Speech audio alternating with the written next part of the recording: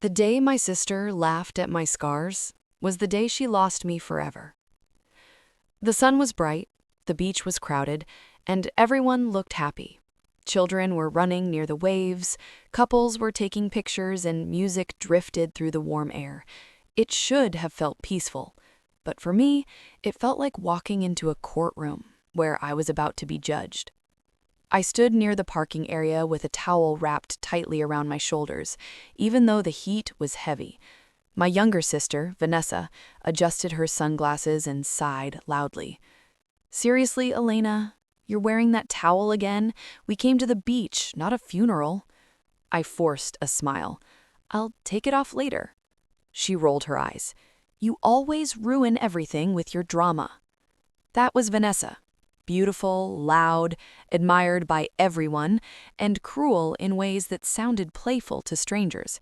People often confused confidence with kindness. They had no idea who she truly was.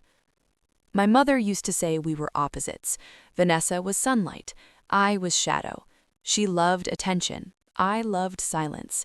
She wanted to be seen. I wanted to disappear, especially after the fire. The scars on my shoulder, collarbone, and upper arm had changed everything.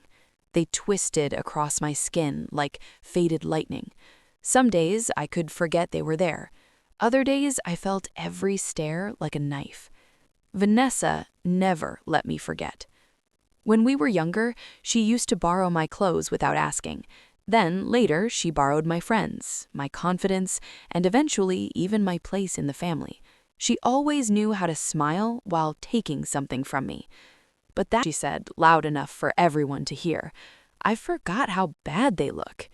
A few strangers turned away awkwardly. Then she laughed. "My followers are going to think I brought a horror movie prop." The words hit harder than the fire ever had. I stood frozen, trying to breathe, trying not to cry in front of strangers. I wanted to run. I wanted to disappear into the ocean. But what I didn't know that day was that someone nearby had heard everything, and he knew exactly where my scars came from. I grabbed my towel and turned away, but a deep voice stopped me. "That's enough." The laughter around us faded. An older man stood from a beach chair a few feet away. He was tall, silver-haired, straight-backed, wearing a simple navy shirt and cap. There was something commanding in the way he carried himself. Vanessa blinked. "Excuse me?" He stepped closer, eyes fixed on her. I said, "That's enough." She crossed her arms. "This is a family matter." "No," he replied calmly. "This is a matter of respect." People were watching now. Vanessa hated losing attention, especially when it turned against her. She laughed nervously. "You don't even know us." The man looked at me first. Then he said words that made my heart stop. "I know her." I stared at him, confused. He removed his cap. "You may not remember me, Elena. It was years ago, but I remember you every single day." My knees weakened. Then memory returned like thunder. Smoke, alarms, flames, metal hallways, fear. The ship. 5 years earlier, I had worked as a civilian medical volunteer aboard a supply vessel during an emergency rescue mission overseas.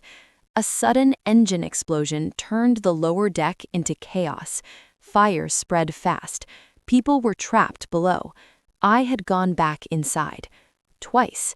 The second time was when the burning beam collapsed and tore across my shoulder and arm. I saved 3 crew members before I collapsed. I never spoke about it after that. I returned home, buried in pain and recovery.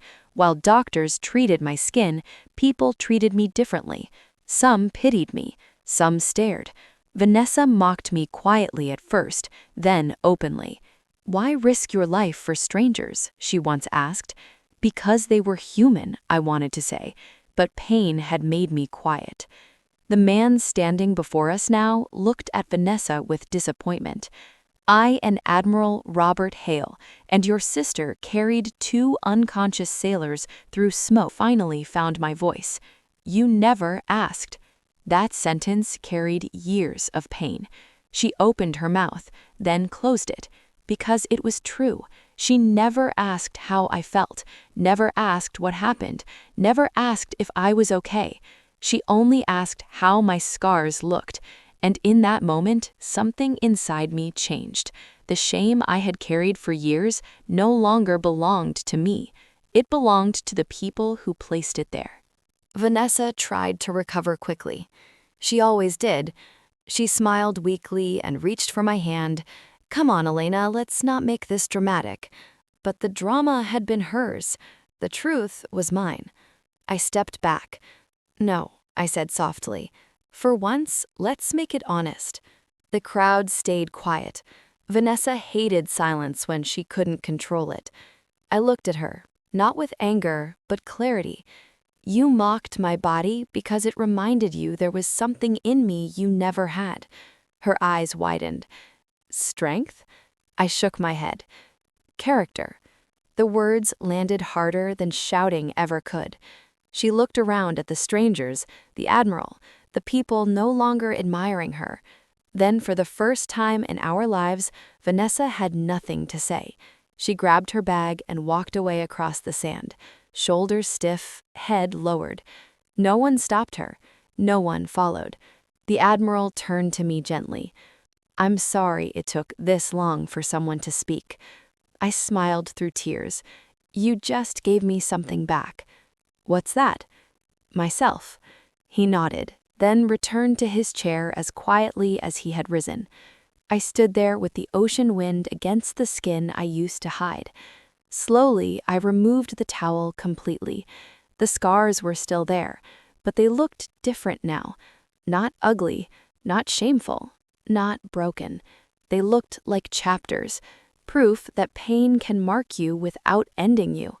I walked to the shoreline alone and let the water touch my feet. For years, I had measured myself through my sister's eyes, through cruel jokes, comparisons, and silence. But healing begins the moment you stop asking cruel people to define your worth. Vanessa called me that late night. I didn't answer. She texted apologies for weeks. Maybe she meant them. Maybe she only hated embarrassment. Either way, forgiveness is not the same as access. Some doors close quietly. Months later, I started volunteering again, this time helping burn survivors adjust to life after recovery. I met women who hid from mirrors, men who avoided sunlight, teenagers who believed scars made them unlovable. I showed them my shoulder, and I told them the truth. Scars are not where beauty ends. They are where survival begins. As for Vanessa, we speak rarely now. Distance can be a form of peace. And every summer I return to that same beach.